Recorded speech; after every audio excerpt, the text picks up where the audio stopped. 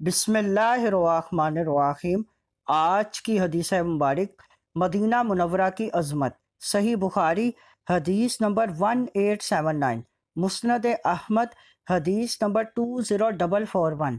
حضرت ابو بکرہ نفیع بن حارث رضی اللہ تعالیٰ عنہ سے روایت ہے کہ حضور نبی اکرم صلی اللہ علیہ وآلہ وسلم نے فرمایا، مدینہ منورہ میں مسیح دجال کا خوف داخل نہیں ہوگا۔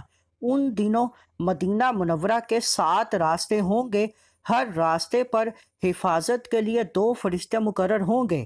اس حدیث مبارک میں مدینہ منورہ کی عظمت بیان ہوئی کہ دجال پوری زمین کا گشت کرے گا، لیکن مدینہ منورہ میں نہ وہ خود داخل ہو سکے گا نہ اس کا خوف۔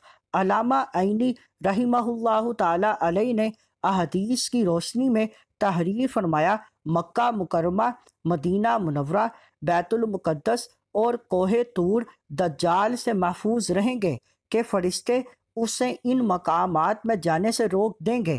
دیگر احادیث کے مطابق مدینہ منورہ طاعون اور دیگر وبائی امراض سے بھی محفوظ رہے گا۔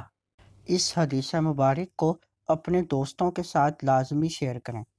مزید معلومات کے لیے ہمارے چینل کو لائک اینڈ سبسکرائب کریں۔